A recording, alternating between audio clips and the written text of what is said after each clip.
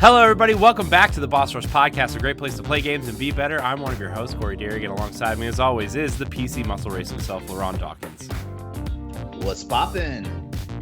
Also joining us is the mad pharmacist herself, Stephanie Klimov. Hello, hello. Hello. Where's the How's energy, it going? guys? How's it going? It's you know what, LeRon, it's going. I will give you that. It's going okay. It's going. Come on. It's going okay. How are you? Glad to be back. As always, glad to be back. It's like that scene in Star Wars. Everything's fine. We're all fine here. No, thank you. Nothing to report. How are you? Oh, man. Happy Wednesday, guys. Yeah. Yes, it's finally here. Yep. God, it's Wednesday, right? I mean, I don't know, Man. everyone seems to get harder and harder. yeah. I know, right? It feels like Wednesday's just the day. It's just the day. And every day should be Wednesday. And I think we all just kind of decided that it should just be Wednesday all the time. Nah, because sometimes hump day can be a fucking bitch. Yeah. Yeah. Was it for you today, LeRon? Are you all right? You doing all right? How was your Wednesday? You still hanging I in felt there? run the fuck down. Like by 3:00, I was like, man, I am struggling. Like I came back from a job call. Oh. I didn't even hesitate. As I walked through the garage, I just grabbed one of the Bang Energies out the fridge, out the garage fridge, and just walked in the house and just cracked it open. I was like, I am not gonna make it. I don't know. I saw you post a picture of Forza today, so. That wasn't Forza. That was Grand Theft Auto 5. Oh, well, whatever. It's all the same. It's all the same at this point. Oh, man. Stephanie, how are you? I'm doing okay. I'm surviving. I got my typical energy drink here. Work's done for the day. Yeah. Just for the day. Just for the day. Make it till you make it. Yeah. That's how it be. I'm just a little probably frustrated, with the way new work's going and everything. Just no time. It's even less time for me to do things. Just real quick, I just got news that finally my fourth novel will be released like third quarter-ish of this year. Good Yay. shit. Good So- shit. I need to get the front and back matter ready and all the stuff I want to do promotion-wise ready for that. But at the same time, I'm supposed to be writing my fifth novel, which, by the way, Lasby is helping me edit the first 5 chapters, which is great. So it's like, Awesome. no time. I ain't got the time. Gosh, that's something I always wanted to do and just never sat down and did it. Now I have no time.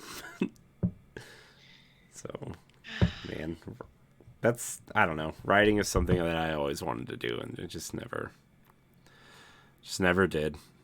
Well, there's always time to still do it. Yeah. It's not like you can only write until you're age 30. That's not true. So. That's not true. No, I'm just kidding. So well, speaking of writing, like I've actually been jotting down a bunch of ideas and stuff. Like there's a whole bunch of like just stuff that's been kind of pouring out of my head the last week or so. That I'm just like, I gotta jot this shit down because like this, like I can easily make plot synopsis off of these and then just run with them. Nice. Like my sci-fi brain is going ballistic. But I do have one. It's straight fiction actually. Like I mean, fiction, not straight fiction. Fiction. It's a fiction project that no sci-fi at all. It's more like a real life. Like I'm almost feeling like it may just be like a novelized version of a rom-com. Ooh, nice. Yeah, because I'm kind of sappy like that. LeRon, Take those notes. that's what LeRon is known for, his sappiness, his sensitivity. And my oily skin, apparently. Shit. It's all right. You can't see it. You can't see it unless I do what I did just now, like rub my forehead. I was going to say, like, thanks for pointing that out. We would have never noticed otherwise. I'm just too white. You can't see it. You know what? There are advantages to being pale. There are advantages. Like Exhibit A. Oh Wait, man. I'm really sorry, but my brain is like a computer that's buffering. So I'm going to ask a question that I did not process and should ask before we went live. LeRon, what's your favorite monster in Monster Hunter? If it's not Rathalos Rathian, which were the first two amiibos I showed you, it's probably Kushaladara. Which What? it's the first You know, uh it's the flagship Elder Dragon from Monster Hunter 2. As a matter of fact, duh. if you look up if you go to Google and you Google Monster Hunter 2 Dose, the cover that's the monster. Ooh. Yeah, Okay. like it's the Wind and Steel Dragon. Gotcha. The All right, Wind and sorry. Steel Right. Yeah. Dragon. Yeah, I mean, like it's the cool. It's in my opinion, it's the coolest monster. It's definitely my favorite Elder Dragon. Basically, Elder Dragons they're supposed to be the boss level monsters, but as Monster Hunters progress, like those boss level monsters just kind of feel like regular monsters now. Nice. Right. I know what you mean. Anywho. One of these days, Corey and I are gonna play Monster Hunter. Like One of these feels- days, if I ever it feels have like time. exactly. I was gonna say, it feels like we're both way too busy. Yeah, it's ridiculous. I just feel like I'm always doing something. I just need to stop. I need to like just stop, you know? Stephanie, would you like to play Monster Hunter with us? We can make it a whole Boss Rush game cast. I'm not opposed to it. I just need to, first of all, buy the game. You might get a hookup. Okay. I'm definitely not opposed. Honestly, the reason why I haven't really mentioned that is just because I'm like, I don't want to volunteer myself up if I don't even have the time to finish the games that I'm supposed to be playing, right? Well, like, yeah. Well, the problem is Monster Hunter. Monster Hunter doesn't have a definitive end. It's whenever you decide to put it down. Like that's kind of the beauty of that game. It's almost like Corey can relate to this. Destiny. It's pretty much like that. Like it's like it's basically a looting game. okay. Yeah. So you get as much enjoyment or as much playtime out of it as you want to get out of it. Okay. Mm-hmm. Yeah.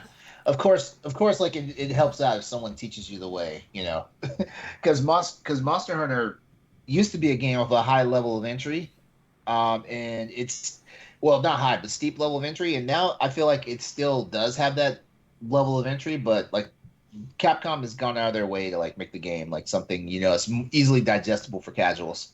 Okay. Yeah. I would like to.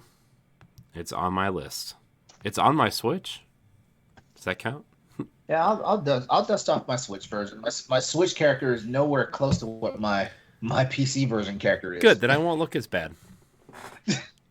It's unfortunate that there's no crossplay, right? I know. Yeah, Capcom just really fucked that up. I mean, you think they would have learned off of the whole Monster Hunter World thing on PS4, Xbox, and PC. You would think. I mean, it's not just cross play. It's just you don't even need that. You just need cross save. Yeah, cross save would be nice. Man, if I could take my PC character and like cross save it with I would delete my data on my Switch right now. Like if they said, "Hey, crossplay is good to go now. Link your accounts." That's what I'm saying, man. Just. You think that'll happen someday? I mean, it's clear that that kind of shit's possible, especially with MLB The Show. Yeah. Mm-hmm. Yeah, it better be pop. I tell you what, by the next gen, so PS6 and Xbox, whatever the fuck they want to call it, it better be a reality. Can I say something about the next gen consoles? That better not fucking come out for a long time. I spent a lot of money and waited a long time to get the PS Series X. Let me tell you, Stephanie, what is in the works already. No. Well, a PS5 Pro is coming. A PlayStation 5 refresh. They're not calling it a Pro, they're calling it a refresh, and a new Xbox.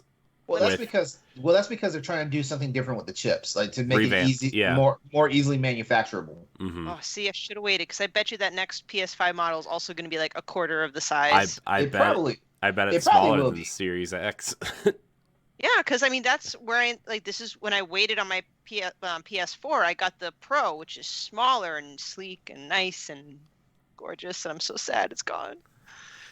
Yeah, rip PlayStation 4. It's fine. Yeah, that's another reason that I just am not interested in PlayStation right now. Is it's just too big. It's so ugly and big, and Yeah, the thing is gaudy, but I need to buy the black system plates for it. yeah. Yeah. That looks nice. Yeah, and all the controllers are out now because I was in Best Buy today and I saw every other color now. So like the purple one's out there now, the light blue one's out there, I like the and purple one. I wish Mhm. Nintendo would make some cool colored actually controllers. it's a little too light on the purple for me. If I'm being honest with you, like it almost veers into pink territory. Really? Yeah, It's like a at least, magenta. yeah, at least the way it jumped out to me on the shelf. Interesting. Interesting. It's just too big, man. I have nowhere to put it. Actually, never mind. That was the pink one I saw. Oh. Okay, well that makes sense. That purple Yeah, almost looks pink. Yeah, Oh, it is that was the pink. pink. That was the pink one I saw. My bad. Yeah, I'd like to get one of those colored controllers, but I cannot justify it because the PS5 that I got was a bundle, so it came with 2 controllers. So I'm like, what am I gonna do with a third or fourth controller? Trade them in. I don't know. Trade like, them in. Get a game. Look at Okay. me, problem solving. That's what Red Bull does. uh, so yeah. Anyways, good times. PlayStation, Xbox, Nintendo, PC. I guess. Oh shit! I'm on What? the PlayStation Direct website right now, and Ghost of Tsushima Director's Cut for PS5 is $20 off right now. So this is actually a good time to buy this game now because like it's a $20. You got to spend $20 for the expansion part of it anyway. So this is the perfect time to buy this game. How Yeah. does this work when I'm already in the middle of playing regular Ghost of Tsushima? I think it's just Uh, like DLC. It just kind of merges it into the thing. Yeah. Okay. Yeah. Hmm. I mean, it's just DLC. I mean, it probably just does what Horizon did, where like it just adds that information into your saved game already. I'm assuming. Okay. Yeah, I believe so. Yeah, okay, the sale's going on to the 22nd, so I got a little bit of time to think about this. Oh, Demon Souls is half off. Look at Ron. He's looking up deals instead of podcasting for a console that he just lets sit there and This look is pretty this is, while this, he this plays is part of PC the games. this is part of the podcast right now, right?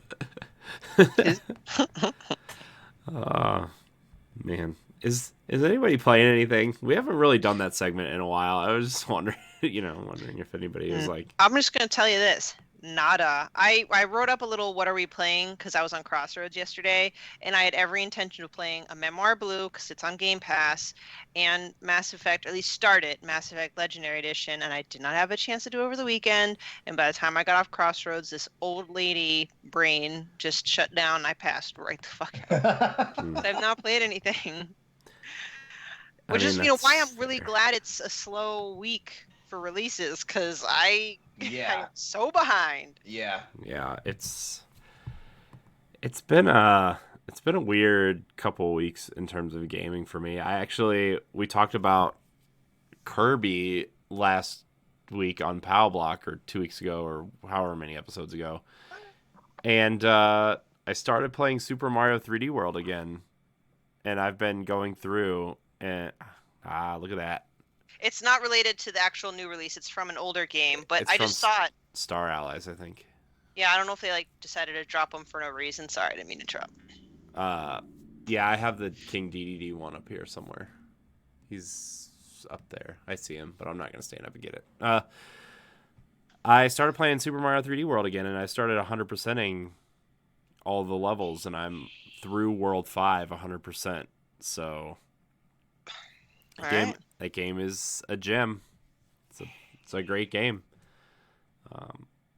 I've also been playing Xenoblade Chronicles. I'm just like, I'm in this weird space where nothing is grabbing me, Like, even Super Mario 3D World, as much as I love that game and I'm really enjoying going through and 100%ing it, it's like I play like 1 or 2 levels and then I'll turn it off, It's Sounds like you got player's block, a play on writer's block. Yeah, it's just like, I don't know. I'm just like, I'm not in the mood to do anything. I've been in this weird headspace, and it's just like, Well, let's dig into this. I mean, have you ever had that before, Corey, or you at all, LeRon, where you have a lot of options, old and new games, but you Oh just hell. couldn't find something that you could just really stick to, whether it's like a mental funk or just whatever. Yes. yeah, Yes. yeah. I mean, I do a lot actually, and it happens more and more over the last few years. I don't know if it's just because like I get excited for something, and then when it's time to actually do the thing, I don't have enough time to even remotely sink any time into it, you know? And then I just fall back onto a comfort game like Destiny or Mario apparently or Tetris, and That's it's that's just like, legit me. yeah, I think the last game I legitimately got excited for and played all the way through, like really really played all the way through, was Guardians of the Mhm. Galaxy, and like I really loved that game. But even then, I started playing it, and then I took like a little time off, and then I went back and finished it. Like I started playing it when it came out, and then I didn't finish it until after the new year. Hey, at least you finished it. I have a problem with momentum, even on a game like I feel like Kirby, like the latest Kirby, is definitely you can pick up and go. Like it's not so in deep that you need to like play it consistently or else you'll miss out. Mm-hmm. Or even Pokemon Arceus. Like those two games I actually got into. I did thoroughly enjoy. I did have every intention of finishing it, but I'm like, I need to take a break and work on my book or something. Now it's been so long that I know technically I could go back and just pick up where I left off, but I don't like that feeling. I'm actually dreading returning to it, and part of me is like, you should start over. But I don't want to. Yeah, and I don't know. I feel like I feel like we've been doing this for so long that I feel like I'm in this weird space where like I want to keep up and talk about things, Yep. you know, like in my mind, but at the end of the day, I really just want to play the games that I want to play, and like I get to that point where I'm struggling, should I play something new or should I play something else? And then I just don't play anything at all, and then I just work on stuff, you know? Mhm. Like the other night, I randomly just future spoilers for Nintendo Power Block, guys. Congratulations, you're the first to know. Besides the people on the team, I wanted to play a game so bad the other night. Like I scrolled through my Switch, couldn't find anything. Scrolled through my Xbox, couldn't really find anything that I like really wanted to start or anything, and I froze. You know, I just froze, and then I was like, I opened my laptop and started making new stuff for Nintendo Power Block for episode 300 because I just couldn't. I just I don't know, and it's happening more and more lately. I like Corey's like I don't know. Yeah, I mean, I don't know. I like had this weird like there's too many things in front of me. It's like Mhm. the Netflix problem where you scroll and scroll and scroll and scroll and then you just turn Oh it off yeah, because you don't know what to watch. yeah, for real. And it's I've been I've been really struggling with that a lot. And probably I mean even with Guardians like it took me a little bit to get into it. I think it's why I put it down for a little bit, but like I just am really struggling and finding enough time to start something new and then really sinking my teeth into it, Mhm. you know. So I don't know. I mean a lot of that's my fault because I just do so much anyway. But it's like, man, I just don't even know where to start. Mhm. Yeah, and some games, most games require a lot of that, mental investment. And I don't know if I mentioned it yesterday or something, but there's certain games where I can't just sit and play for 15 minutes and do something else that I need to do. Like when I Yeah. when I play my video games, it's kind of like with writing for me. I need to sit down, not be interrupted, and just get into it. Mm-hmm. Yeah. If not, I just don't find it worthwhile.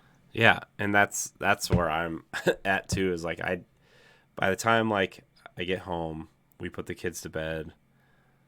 Like I am just like, by the time 9 o'clock rolls around, which is usually like 9 or 9:15, is usually when my wife goes to bed, and it's just like by that time I'm like, well, I should probably edit the show and get it posted because I'll forget if I don't, or and I just don't start something, and by that time I'm like, I'm kind of tired, so I'm not tired enough to go to bed, but I'm not awake enough to invest my brain into something, so I just turn something on YouTube, or whatever other streaming service we have, like, I don't know. I've been frustrated in that way too.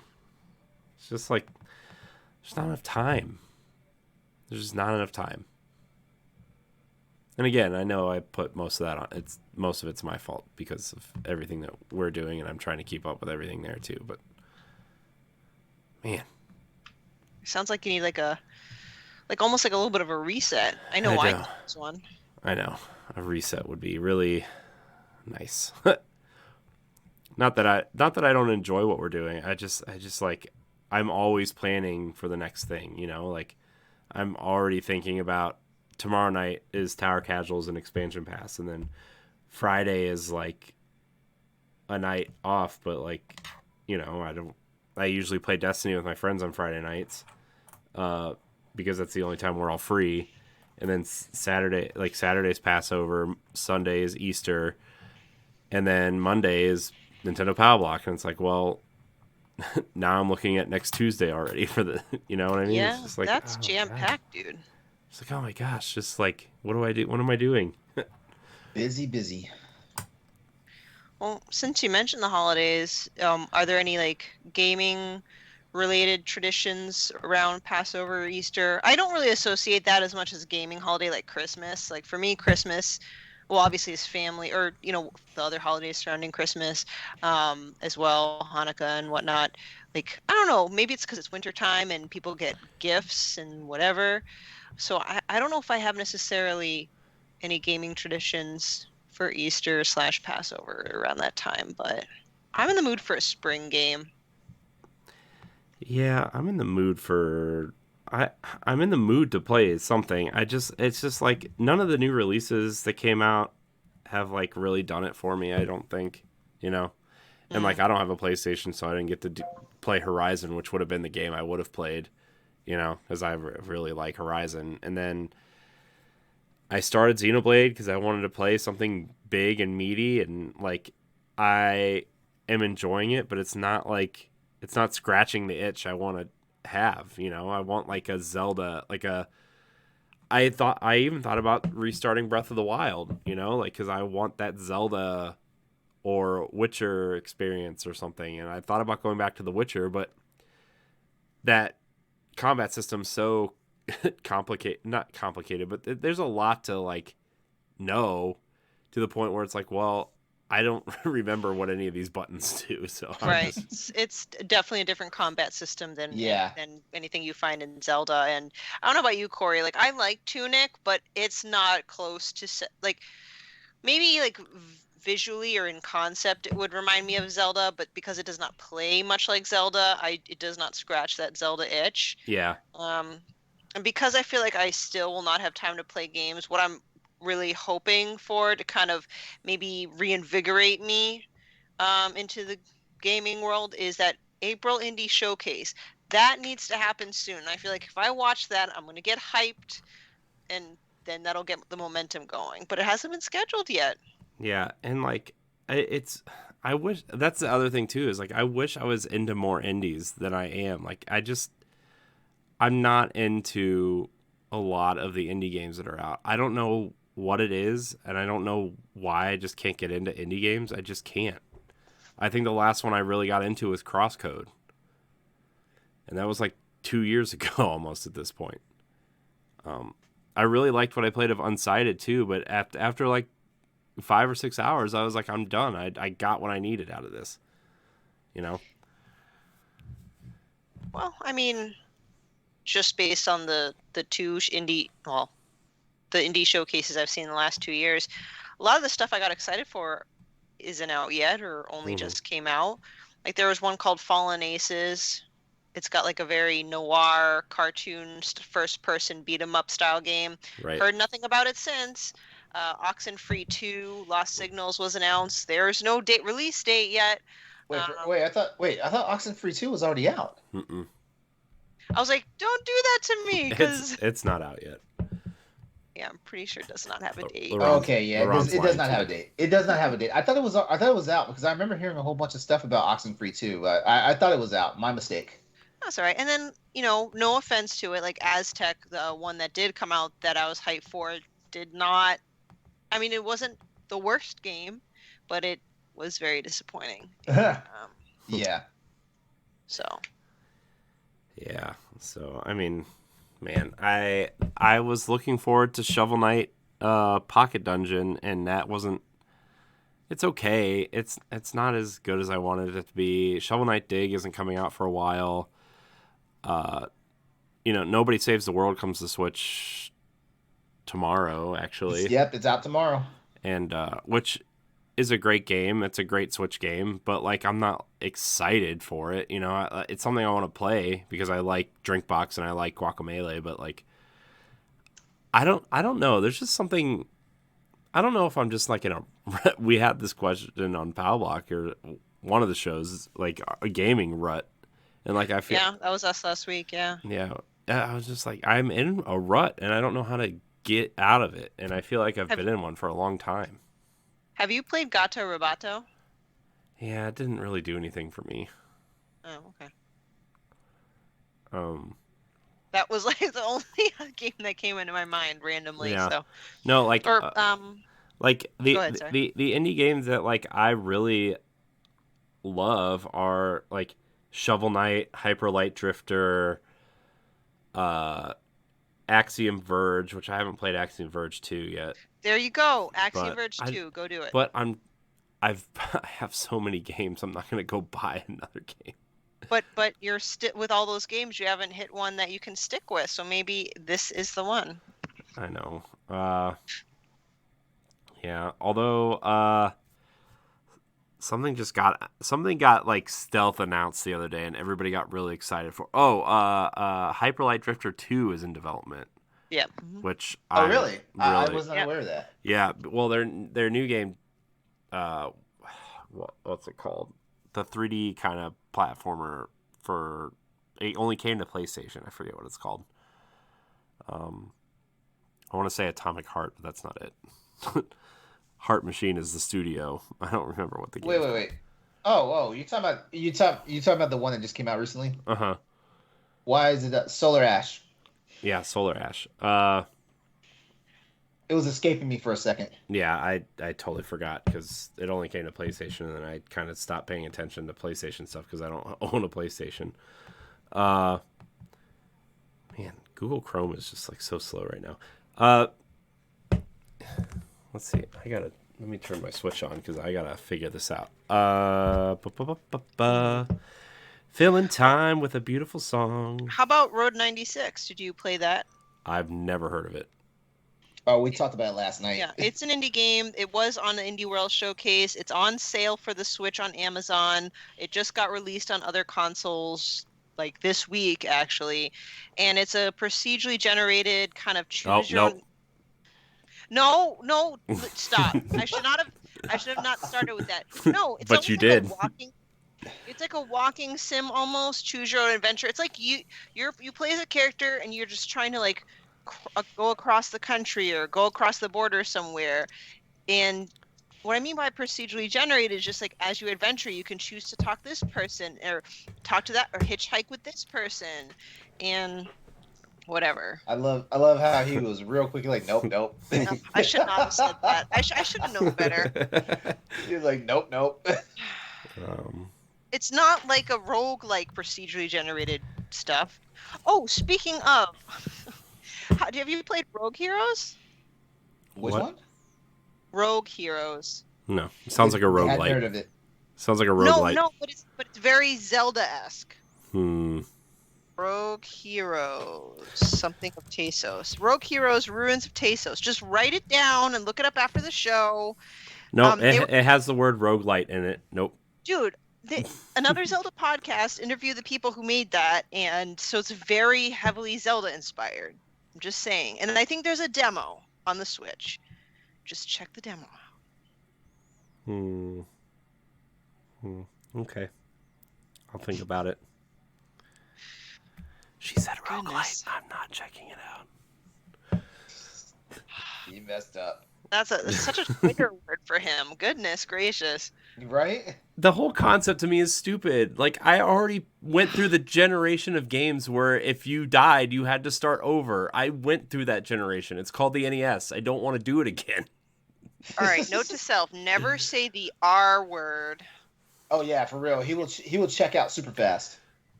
Yeah. So does anyone have any gaming trigger words? Because apparently it's a roguelite for Corey. Or how about Souls-like? Does that like get under anyone's skin? No, not me. No, I just know, like, I've played enough of them to know that it just doesn't do anything for me. Although the Surge was okay.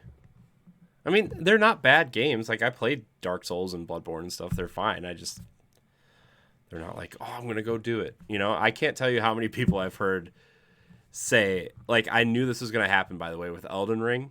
Mm-hmm. How many people have said they bought it because it got good reviews, and they bought it and hated it because it's a Dark Souls game. Yeah. I'm like, were you not paying attention? Do you not look stuff up? Yeah, that's people. I think we all agree at this age in our lives that people are just stupid. Yeah. Oh man.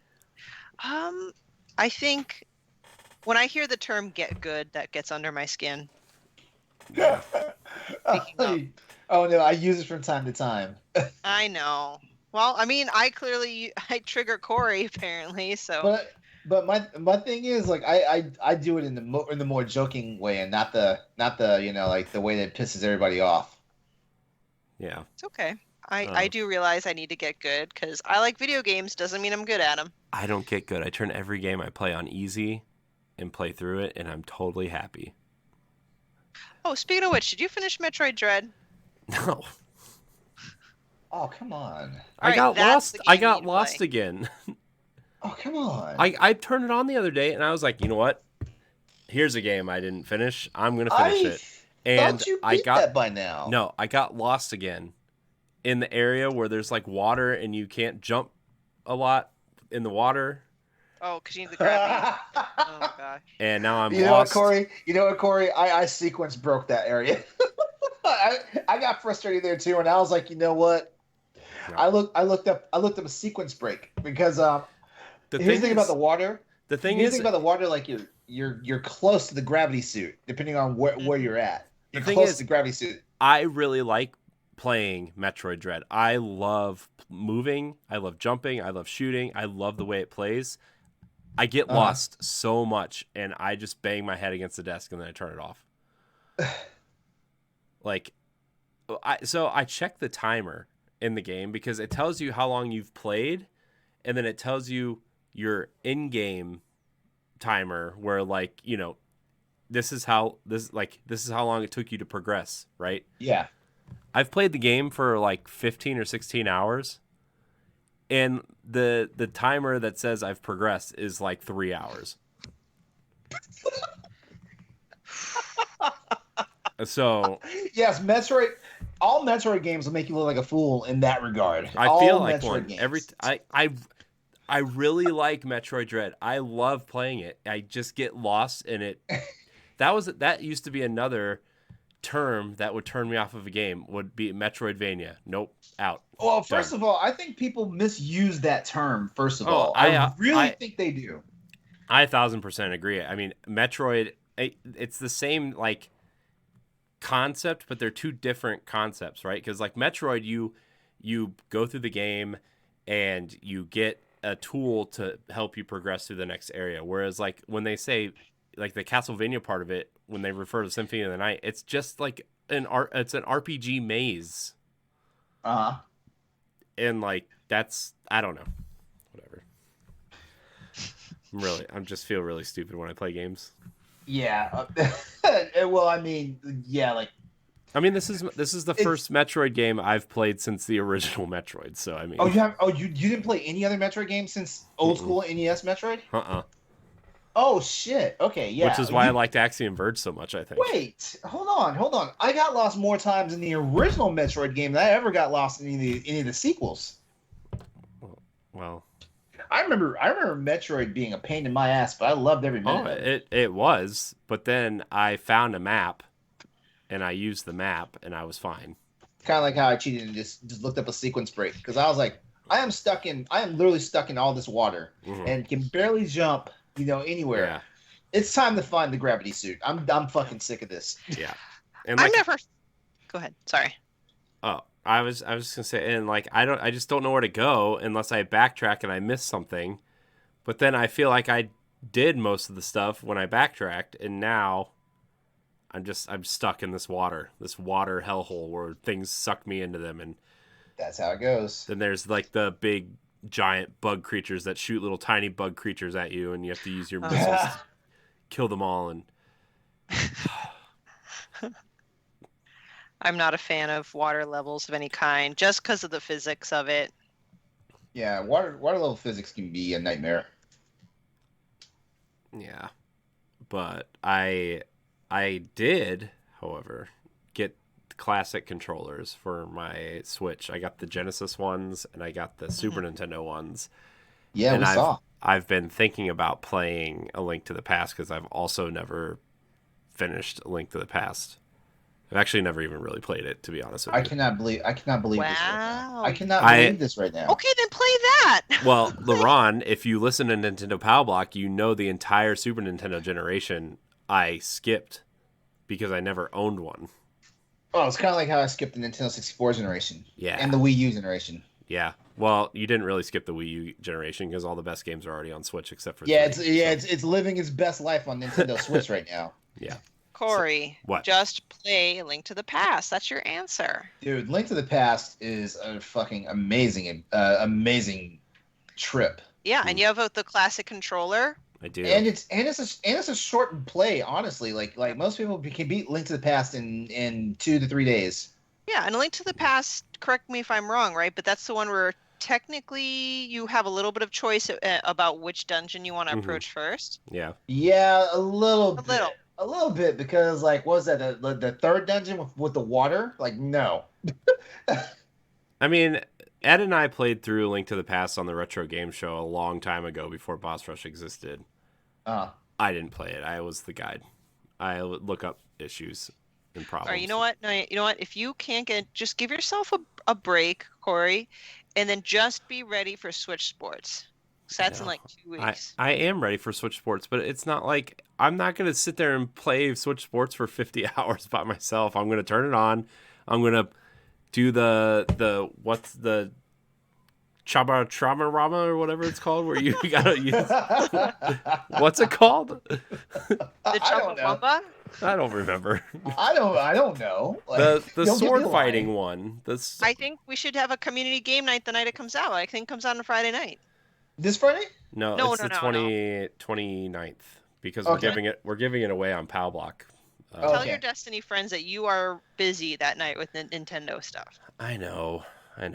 I'm just like, I can hear Corey right now. I'm busy. But like, here's the thing. Like, there's all these games I want to play. Like, but I'm not excited for. Like Mario Strikers is something that I want to play, but I'm not like itching to play it. I want to play Fire Emblem Warriors, but like, it's a Warriors game. I'm not excited for that. Like, I thought like, when Age of Calamity came out, I thought like, okay, this is the one. This is the one that's going to get me. And I played for like 5 or 6 hours and I was like, I am bored. This is boring. And I know like I can hear Lasby yelling at me all the way from Seattle, right? Like I can hear him. But like I was bored and I tried to play Fire Emblem Warriors and I was bored. And what is happening to me? Am I just not into games anymore? No, you're just stretched too thin. Like you've got your real time job. You've got 2 kids, and you run Boss Rush, and write for the Boss Rush site. And you are a creator, so you have your creative mind always on. And you just said, kind of like me, if you want to play a game, you need that kind of time to play in, or you just can't get invested into it. So Yeah. it happens. It's normal. I mean, it's frustrating as all hell, but I've gone through it. And when I write, I go through it a lot. We just kind of need to find the right time and the right game. Yeah. And like I even I want a big like Breath of the Wild Harry is Potter. a game. I'm not I Harry know, Potter, I'm Hogwarts. really excited for Harry Potter, and don't worry, I've already gotten enough shit about being excited for Harry Potter on multiple levels. So Hey, this is the safe zone. You can be excited about it here. no, I am excited for it. I'm not like hiding that I'm excited for it. And just like I mean, people are like, well, why are you supporting Harry Potter? Writer's bad, or oh, it's Harry Potter, it's a kid's game, or I'm getting it from all angles, guys. It's just not. It's my People most just need to shut up. look, people. It's my most people are just anticipated game of the way too year. fucking uptight. It's my most anticipated game of the year. I'm very excited, especially now that Zelda's delayed. Yeah. And like I keep coming back to Breath of the Wild. I want a big open world that I don't have to think about things. I can go do what I want and kind of progress at my leisure. And I've also been thinking about returning to Assassin's Creed Odyssey because I haven't finished it. I've put 60, 70 hours into that game and I still haven't finished it.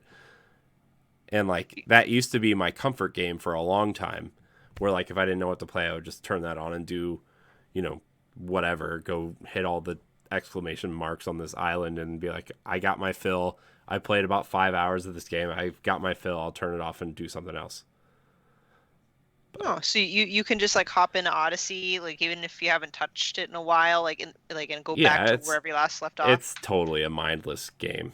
It's just I already know what happens because I kind of looked up story stuff because I was excited for Valhalla, and then I played 3 hours of Valhalla and couldn't get into it. Well, how about this? The game probably won't come out for another 10 years, and 5 spin-offs will come out before it, but did at least the excitement of a Kingdom Hearts 4 get you all hyped up? I am excited for Kingdom Hearts 4, and I like the way Sora looks. I think Sora looks great, and everybody can just shut up. You know why? Because when Sora gets transferred to the world, he takes on the form of that world, okay? Mm-hmm. He's in some sort of... And this isn't the first time he's gone to, like, a realistic world, right? Like, in Kingdom Hearts 2 and 3, he went to Pirates of the Caribbean. Mm-hmm. And, by the way, that world in Kingdom Hearts 3 looks awesome. Just looks awesome. I didn't finish Kingdom Hearts 3, though, because I was waiting for the Remind DLC to come out, and then it ended up being $40, and it's never on sale. And I'm like, I'm not paying $40 for the end of this game. So. Yeah, I was excited when I saw Kingdom Hearts 4, to be honest with you, completely forgetting that I never really got past the first world in Kingdom Hearts 3 because we've already been through that long discussion, especially with LeRon. Yes, mm-hmm. We wrote a whole feature article on it. But I don't know, I like the way Sora looks, even though he still runs like he has big feet. He's like, yeah, it's that it's the generic Kingdom Hearts running animation. A lot of people are comparing him to the to Sion from the Bouncer, which is like a really it was like a launch PS2 game that everybody bought when it came out and then everybody hated like revisionist history. Oh, the Bouncer sucks, and now everybody's coming back around on it. I'm like, the Bouncer was good when it came out. It was like this brawler RPG.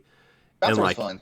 And like you could do like New Game Plus, and then they would add a level to extend the story, and there was like 10 New Game Plus 10 to get the full story and level up all your characters, and each time it got harder. It was awesome. I played the crap out of the Bouncer, mostly because like when I got a PS2, I got the Bouncer and I got Madden, and those were the 2 games I had for until Final Fantasy X came out. But I will say it's kind of weird in that Kingdom Hearts 4 trailer. Not weird, it just made me feel uncomfortable that this is like supposed to be like real human world, and they're actually getting sucked up by the big black monster thing. I'm like, oh, this is real life people dying instead of cartoon characters now. I don't know, it's weird for me to get my mind adjusted to that. But yeah. I don't know. I just feel like it's not going to come out for a while, so it just Oh, got me it's all not coming excited out. for nothing. It's not coming out for a long time. But the rumor is that Star Wars is going to make an appearance in this game. There was some people think they saw an ATST foot in the trailer, and Lord. and Nerds. some sort of lightsaber sound. Nerds. Huh. Which, look, I would probably be okay with a Keyblade lightsaber. That sounds really awesome. It's just me. I'll admit that's a cool idea. So we'll see. I'm honestly sorry. I understand. But are you sorry? Not really. I understand the hype train from Kingdom Hearts 4. Just Kingdom Hearts disappointed me so much to the fact that I cannot get, I can't get it up for Kingdom Hearts 4 at this point right now. I mean, I get it. It's Kingdom Hearts was like too little, too late, right? Like that game should have come out. Well, we should be on like definitely was. We should be on Kingdom Hearts 6. Yeah. Yeah. And like the fact that I think what pisses a lot of people off too is like all of the story for Kingdom Hearts is in the spin-off games, in the mobile games, and like you only get pieces here and there in the main games, and that really turns a lot of people off too. That is the biggest thing that pissed me off. Like, oh, actually, no. In our article that Stephanie and I wrote called "Kingdom Hearts Broke My Heart" or "How Kingdom Hearts Broke My Heart," my number one thing was the fact that when it looked like Kingdom Hearts 3 was definitely going to get delayed, and technically it was indefinitely delayed if we want to look at it because it missed an entire console generation. Mm-hmm. Usually if a game doesn't come out like in the next generation, we think it's canceled for sure, But they were releasing all these the handheld and the mobile titles and all that stuff. And I remember reading somewhere where like it's Nomura who's the creator of this, right? Yeah. He's the director. He's the director. Yeah. He said that these games would not be a necessary requirement to get the full story. And then all these collections started coming out, like the 1.5 and the 2.5 and the 2.8 and all this shit, and all of a sudden all these fucking games are required. And I was like, motherfucker, the only ones you said was required was Birth by Sleep, and I made sure I had a PSP for that shit. Yeah, I bought a PSP for Birth by Sleep. I bought a PSP for Birth by Sleep and 2 God of War games and War of the Lions, I think. Yeah, Birth by Sleep is my favorite Kingdom Hearts game that I've played to date. Oh, well, let me tell you, you will like Kingdom Hearts 2.8 Final Chapter Prologue. I have all the collections. So I have the I don't have my games on my bookcase yet because I still haven't like unpacked all my shit. But I have all the collection games that came out on PS4, and I have Kingdom Hearts 3. So it's not even like I'm hitting it to the point where I won't buy it. I have them because eventually I'm going to be like, I need to see how this story ends without going on YouTube and watching a long play. I want to see how this ends, but I mean that's fair. It's just like the end of Kingdom Hearts 3 is in the DLC, which is just I don't know. And like it sucks because the DLC is like it's not even like a real kind of ending. It's just like I don't really know how to explain it without spoiling it. But like it's basically like at the end it's like shows what the other side of the story was while the other ending of Kingdom Hearts 3 was happening. Ooh. And then I feel like that would piss me off. And then you get a cutscene at the end that kind of leads into really what this Kingdom Hearts 4 is, right? Like, and it's just like because like everybody thinks somebody's dead and nobody's really dead because it's Disney and Kingdom Hearts and you survive in another body and whatever. You know what I mean? Like it's just I don't know. So I mean, in all seriousness, like, and I don't want to upset the fans of the Kingdom Hearts series and stuff like that. It just let me down to the point where I couldn't take it seriously anymore. If it wasn't for like it, I just feel like the naming scheme of some of the games are laughable. Like 358/2, like it makes sense if you play the game. Still, they Okay. could have titled it Yeah, better. I don't know. I'm like, someone make it make sense to me, but you know what? Corey just said something, and I'm like, oh, now I need to play the game, but I don't really want to play the game. So Actually, the there's the thing. collections have all the cutscenes on it because the game is literally just an arena where you fight a bunch of Heartless and then a boss, and then it goes to another cutscene. Wait, are you kidding me? 358 over 2 days is not a great video game. How did Really? Yeah. How did the To the point where, like, on the collections, they literally just included the cutscenes because there's no anything. Well, I clearly didn't get far enough into it because I did buy it. It was for the DS, right? Yeah. Started playing with it, and I immediately lost interest, and I don't recall. Here's another classic example of the fans basically did it in. The handheld games that have the most story in them are Chain of Memories, Birth by Sleep, Dream Drop Distance. Those are the games. Those are the handheld games that you need to know. And then Recoded and 358 over 2 days. 358 over 2 days has story, but like you really only need to watch cutscenes because that's where the story is. There's no story implementation in the missions whatsoever. So that's my opinion. I know it's not a popular one, but whatever. I'm turned off by the fact that at the end of 3, you really need to play the DLC to get the... Because I think one of the latest EXP Cast podcasts talked about DLC and whether or not you play them. And I kind of agree that I'm not a fan of DLC that you would need to get your ending. Like if it's supplemental, additional. Is it paid DLC? Yeah, it's $40. Whoa.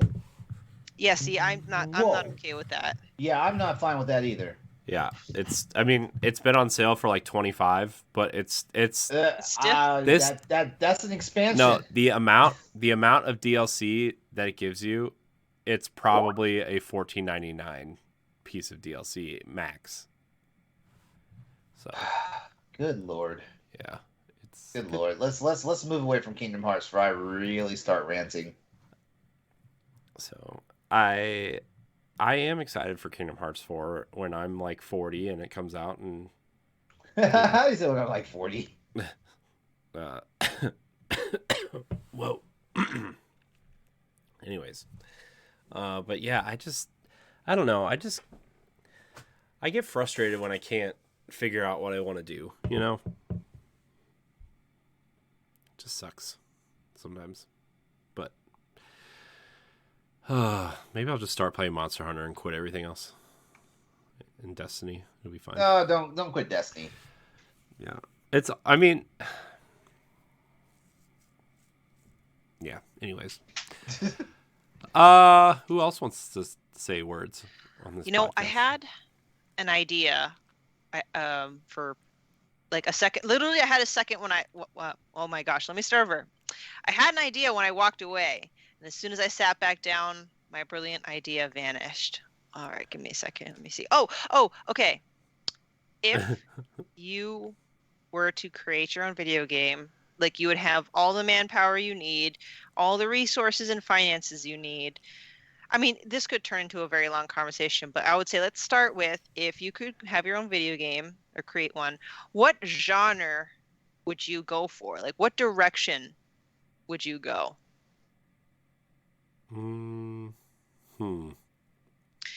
I'll start just because mine will be boring because I'm just that generic chick. Like, I want your third person action adventure, several branching paths of the decisions you make. I'll start there. I wouldn't be surprised if it was very Zelda inspired because I have a one-track mind. But I've always wanted to kind of create my own iteration, like of a third person action adventure. Yeah. So I would like some. I mean, I'm probably gonna mimic some of what you said, like a Zelda style adventure. But like, what I would like is like a third person kind of adventure game where you could kind of have a small party, like companions with you. Like one of them, I'm a sucker for games with a dog companion.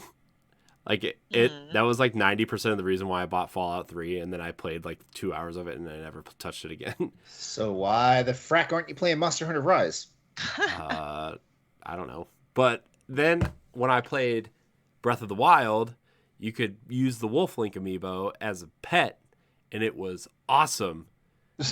I need that amiibo. Oh man, you should get it before it's $9,000. I'm pretty sure it's not readily available right now, right? They sold it separately for a while. But the thing is if you played Twilight Princess HD on the Wii U with it, you could level it up. And instead of a 6-heart dog pet that would run around and kill things for you and fetch items for you and hunt for you, you could have a 20-heart dog pet that would go fetch things for you and fight for you. And it was awesome. It was awesome. And then you could feed it meat to heal it. Such a cool mechanic that probably only 10% of the people used it because nobody bought a Wii U and nobody bought Twilight Princess on the Wii U. Holy moly. Wolf Link amiibo on Amazon is $179. Oof. The hell?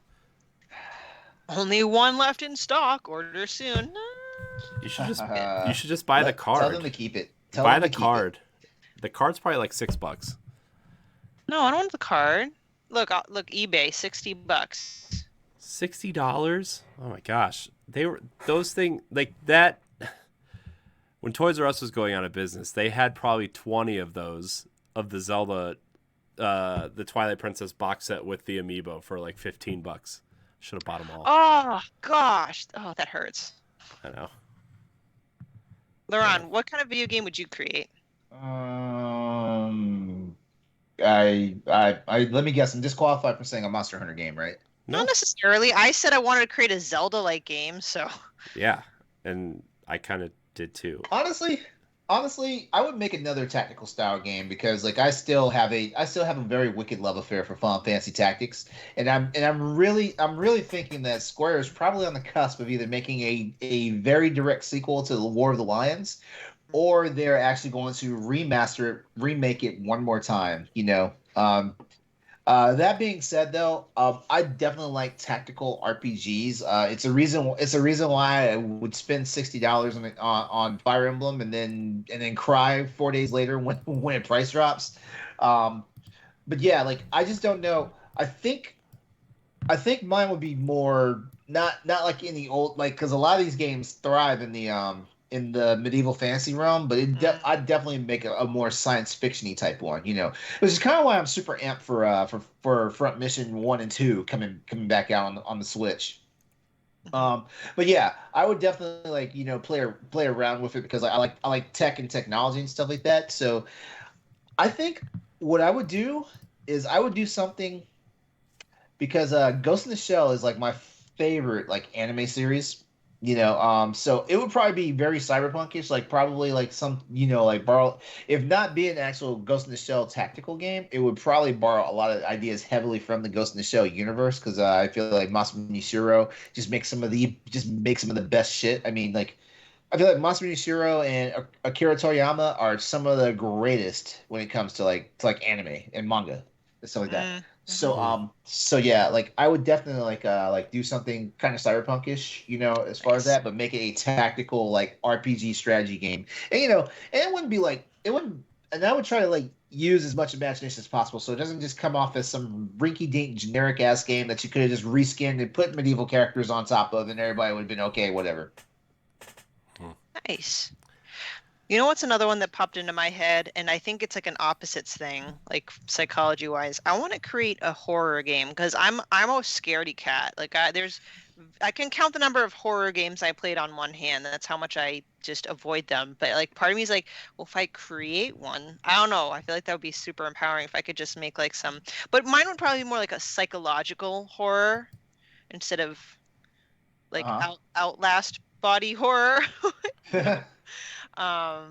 Yeah, I'm trying. I'm not the best with body horror. I can tell you that right now. You what?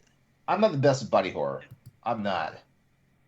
Which is funny because like I love the fuck out of like the Alien the Alien franchise. I'm trying to think. Yeah, but 80s body horror versus body horror now is like Ooh, way different. ooh, Let's be Yeah. ooh, honest here. yeah, yeah, Yeah. They can make things look pretty realistic. Like, yeah. Gore has always fucked with me though. yeah. Like, That's why I couldn't do. Yeah, we talked about this yesterday, right, Lon? I mean, it's a movie, a video game movie. Like it's the Silent Hill movies. Like I just yeah, cannot do that. Hmm. But if I can achieve the level of fear of like a PT, that'd be cool. you know what? PT damaged my comb. PT fucked me up. Like it fucked me up to the point where I couldn't even complete it, and that was just a fucking demo. Yeah. Can you imagine Like, if that was like a full-fledged game? yeah, you know what? You know what? Wait, you didn't play to beat it, right? No, I just did a let's play because I did not have the cojones to play it. How freaked out were you with the freaking sink fetus? Sync baby, I know. How that freaked me the fuck out. I was like, no, I couldn't do it. Some buddies were watching me play the game. When I got to that point, I was like, you know what? I've dealt with a lot of shit tonight with this game, but here, you guys have to finish this game for me now because I can't. And there's something about the repetitive nature of just going through that same hallway. Like The same hallway. you Yeah. can't escape. You can't just be like, I'm getting the fuck out of here. Like, Right. Yeah. oh my gosh, I can't. Yeah. Which, So- which you know is crazy now that I think about it. But like I said earlier, like I love like the Alien movie franchise and stuff like that. So like it's actually is so like I don't understand how I actually like I love a good horror game, but the fact that Alien Isolation kind of put me back into this. You never heard this story, Stephanie.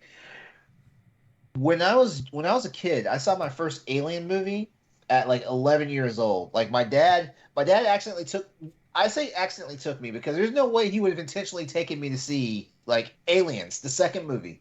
There's no way he would have intentionally taken me to see that movie. So here I am, and you know what? The funny part is like this movie is not a. It doesn't become a horror movie until like almost halfway through. You know, you don't see an actual xenomorph for the first time until like I want to say like halfway into the movie. You know, um, so here I was sitting there thinking it was just a sci-fi action movie. You know, because it's like you got Marines and you got guns and you know like you got like starships and stuff and they're doing drop missions and all that stuff. I was cool. The first time a xenomorph like jumped up out that damn screen, oh, I was fucked. Oh, The, at 11 years old, I had fucking night terrors. I had night terrors for years. Like, it got to the point where when I say years, I mean like I would get triggered. The movie, like that first night we got home and everything, right? My dad knew I was shook. You know, so you know, like basically, like you know, nighttime, it's time to go to bed and stuff like that. I didn't sleep that entire night. I had fucking night terrors the first Oh. night, and my mom. I want to say somewhere around 2 or 3 o'clock in the morning, my mom had enough. I could hear them arguing in the bedroom, and she was like, "Why would you take him to see something?" And so so yeah, so I want to say for a good solid week, there was no such thing as me sleeping through the entire night. Like you know that movie fucked with me. So just imagine this is back when VHS was the thing. Just imagine like the VHS tape comes out 9 months later, and and my parents would not let me see the movie. They would not let me rewatch that movie with them. I'm in my room. They're in the living room watching it, and I could just hear like the Oh. soundtrack and stuff, and it triggered me all over again. no. Oh, LeRon, I'm so Yeah. sorry. Yeah, and did you want to know what's crazy now? Is my favorite thing to do when I have nothing else to do now. Watch those movies, you know, stuff like that. So fast forward to me like 2 Halloweens ago, and I'm finally getting the stones to play Alien Isolation. And oh my god, it felt like I was an 11-year-old boy again, all over again. The game fucked with me so hard. Well, I heard like it's one of its big things that gets people is like there's always like an alien kind of Okay, stalking you, right? so when they first talked about this game, right? They're like it's only one xenomorph, you know, in the entire space station that's dogging you. That's a fucking lie. That's a fucking lie, because you get to a point where you realize, oh, there's an actual nest here. You know, you get to that point, but but I really had to see, like, I really had to see if it was just one xenomorph, the entire time. There's a YouTube creator. He devotes his time to actually, like, dissecting and analyzing the assets of games and stuff. It's really interesting. If I can remember the name of it, I will link you to it, because this guy's done breakdowns for Resident Evil 2 and 3. Like, because he's like, how does Mr. X keep showing up, in certain places and things like that. So he does a breakdown and shows how the game, like, allocates the assets to where, like, he'll drop down in a certain place, like it's like a scripted. And Cool. and at the time when Alien Isolation was popular, the developers were saying that the alien encounters are random, they're not scripted. While I was playing the game, though, I kid you not, I would walk into a room, and I would walk in the room, because it's a first person perspective, right? I'd walk in the room, I'd look around the room real fast, and I was like, oh, xenomorph's coming.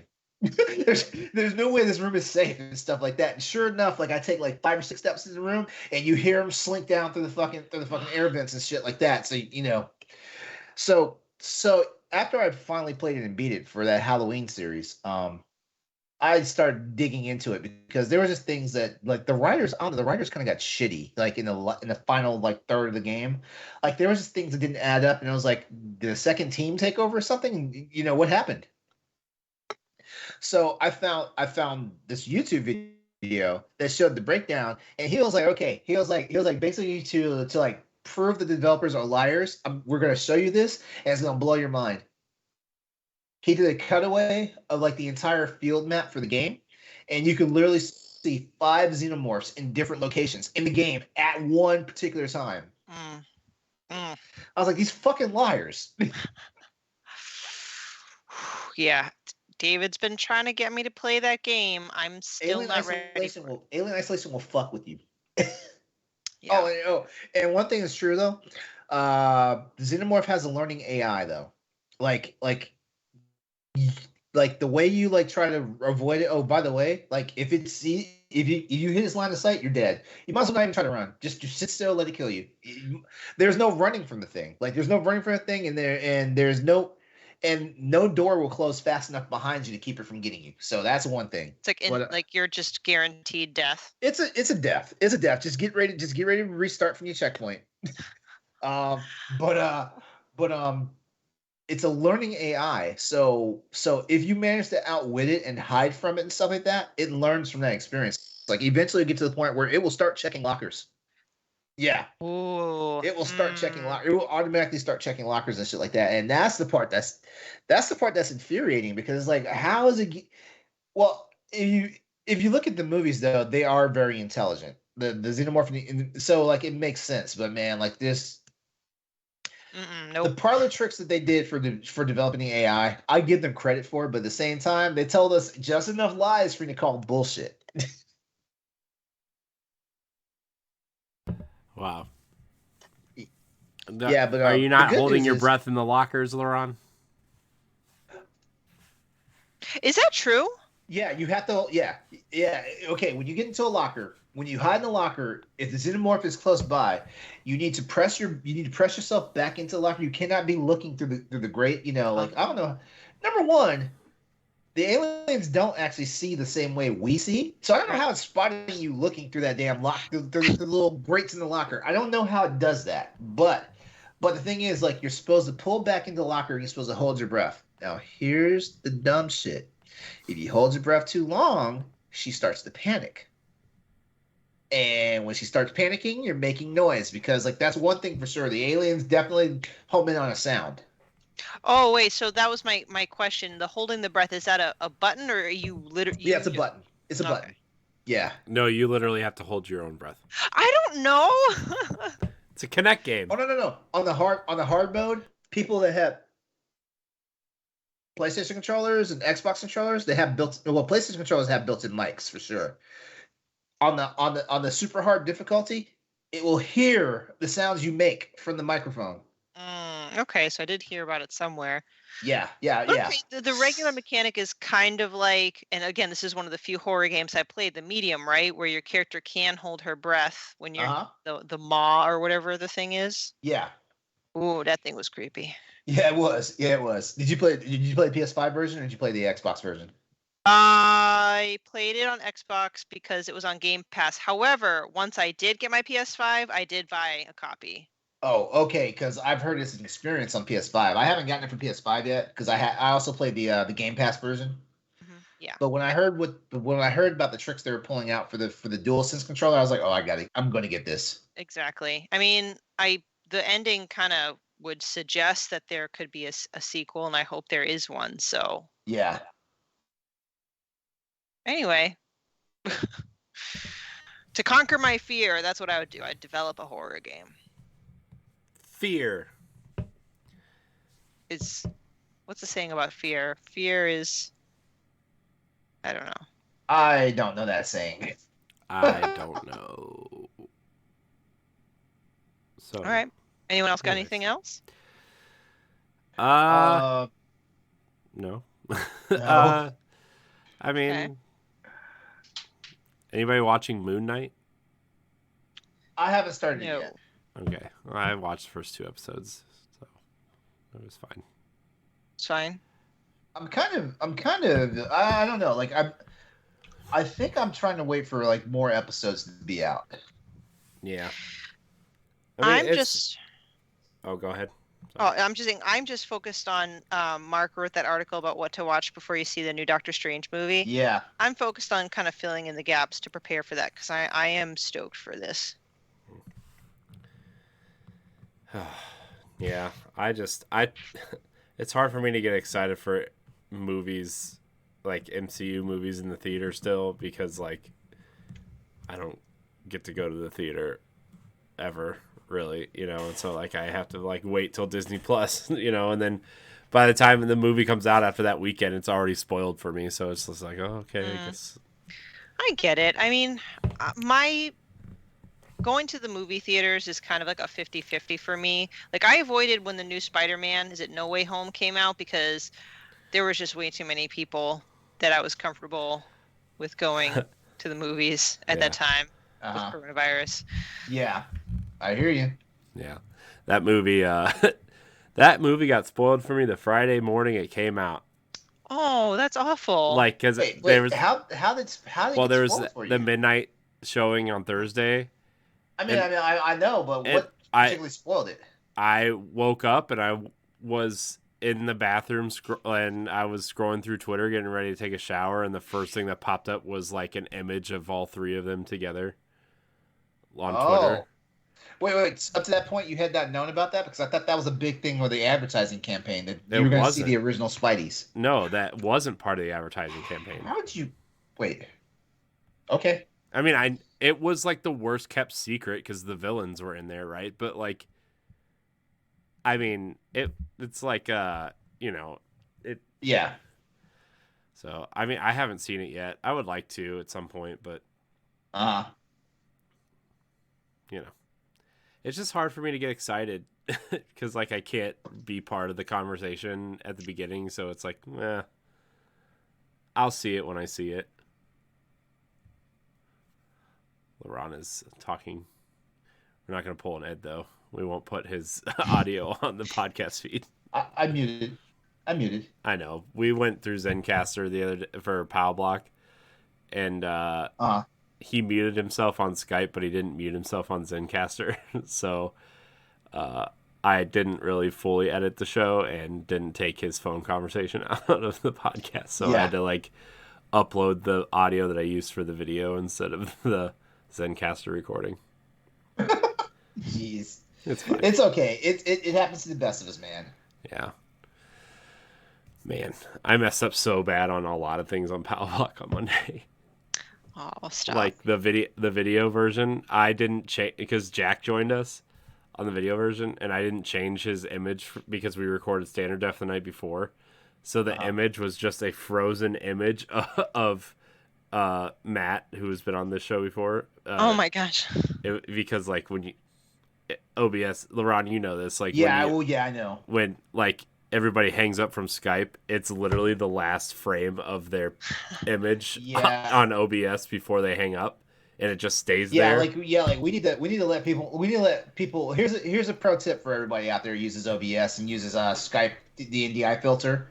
If you have someone that has to like leave the show early, and they're leaving the show early, have them at least close off their camera. Yeah. That way you at least see like the Skype image and not them frozen, because they'll be frozen. Yeah. Like something like that. That's good to know. Yeah.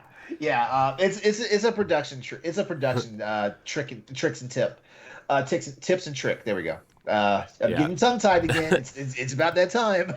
Hey, real quick, Quentin Jackson in the chat asks, have you guys watched the Jujutsu Kaisen movie? I've never heard of it. I don't know what that is. I'm googling it right now though. Sounds like an anime. It does, but wait, no, this is an actual movie. That's not true. Wait, hold on. Jujutsu Kaisen. Yeah, it's an anime. I told you. Wait. I'm not sure if it's an anime or if it's actually based off an anime.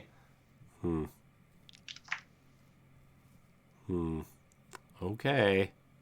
Up till now I hadn't heard of it. This is new for me.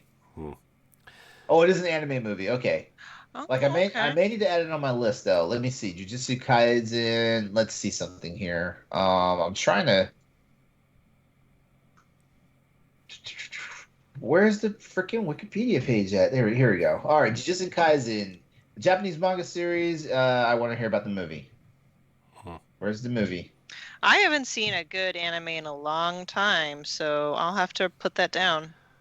Well, right now, like I'm trying to work my way through My Hero and Demon Slayer. But I'm also waiting for the new season of Ghost in the Shell SAC 2049 to come out. In other news, the Elden Ring speedrun is now less than 7 minutes. Yeah, I saw that. What? Yeah. So. Yeah, so is the game really that hard? Did you see that somebody beat the game with only using buttons on a Stream Deck? I saw that. I saw the news of that. I have not seen I have not read the article. Yeah. Oh man. Anyways, let's. It's mind over matter, people. Like these games aren't as hard as you think. Like Corey, you and I have said it. A couple of Crossroads episodes ago. It's all about patience. Mm-hmm. That's why people think it's hard. Is nobody's patient. Nobody's patient. No, it's nobody has patience and nobody's able to adapt. I hear that's the same problem with people playing Sifu. Yeah, I mean. I wasn't trying to out you, Stephanie. No, it's all right. That's how I had to learn. I'm like, okay, you can't just mash buttons here. Look, all right. I know I've said this before. I don't want to say it's not challenging because it's definitely a challenging game, but it's a challenging game, yeah. It's patience, and if you're not patient, you're gonna lose. Like that's precisely. So, anyways, let's get out of here. Unless anybody has anything else they want to talk about. No, but great. I think we're good. Yeah. Yeah. So I want to thank everybody for watching and or listening to this episode of the Boss Rush Podcast. If you like the show and you're listening on iTunes or Spotify, leave us a 5-star rating and a nice review. It really helps with discoverability. If you're watching on YouTube, give us that subscribe. Hit that subscribe button. Remember, we are live every Wednesday night on twitch.tv/Boss Network. If you want the show, wow. It's okay. I didn't sneeze. I thought it was coming. I thought it was coming, but it did not. If you want the show early, you can go to our Patreon, patreon.com/Boss Network, where you also get 2 weeks early access to Standard Definition and After Dark. Also, a week early access to Expansion Pass, our Nintendo Power Block supplement show. Speaking of which, do we announce the producers on this show as well? You're right. We did not do that. Holy crap. Why did we not do that? Because I forget every time on this show. Good thing I'm here. This is the only show I forget. It's because it's the only show that doesn't have show notes. Yeah, so we're going to shout out our Patreon producers right now. We do love you. We do, Even I though promise. Corey forgets about you. I promise. I don't forget about you on the other shows. It's just this one. Just the flagship show, we forget about you. Remember, if you support us at the $5 tier, you are a Patreon producer. And we will shout you out on this show. So, you can also get early access to the shows for just $1. But if you want your name read, $5 tier is where it's at. I want to thank Rebecca Jewell, Adriel Munger, and my wife, Softierg. Aw. She doesn't know Aw. she's a producer, but I signed her up. It's fine. So yeah, thank you for helping us produce the show. We couldn't be here without you guys. It's a lot of fun, and I'm glad that you guys think that our content is worth supporting. So remember, you can get the shows for free also. They're just a little bit later than the cool kids. Stephanie, where can we find you? People can find me on Twitter and Instagram at Klimov, KLIMOV_author. Other than on here, you can also hear me on After Dark and Standard Def, more specifically the classically animated Disney movies, and occasionally an article on bossrush.net. LeRon. As always, you can find me on social media at Exodus803. Also, make sure to check me out on my Twitch and YouTube channels, also under that same tag, as well as PlayStation Network, Steam, and Tuesday nights, 8 p.m. Eastern Standard Time on my Twitch channel, The Crossroads Podcast, where we talk about PlayStation, PC, and Xbox, and a little bit more. You know, it all depends how we feel. And then, of course, Wednesday nights, I am the lead host for Lost Rush After Dark. That's the one where we get kind of naughty. We haven't been in a while though. Yeah, Yeah. no, we've been getting pretty real. Weird. Yeah. Yep, and also because I'm also part of a couple of standard definition crews, mainly the Mass Effect standard definition with my boy Stoy, and as well as the MCU standard definition with Mr. Corey. It's always a good time with me. Oh, don't say it like that. Oh, come on. Oh, come on. You know you love this. You can find me at I am Corey and HD on Twitter and Instagram. You can also find me on Nintendo Pow Block, our Nintendo podcast, Standard Definition on MCU, and we just wrapped our last episode of Indiana Jones. So you'll be hearing those episodes in the coming weeks. Where do you go next? We're talking about Back to the Future. Back to the Future. Nice. Awesome. Because I've never seen them, so. Oh, of course. Mm-hmm. I mean, we've been through this. It's fine. I want to thank everybody for watching and or listening. Like, subscribe, share, rate, and review wherever you listen to our fine programming. And until next time, we love you. Goodbye. Goodbye. Take care. I did the wax on, wax off wave. You did.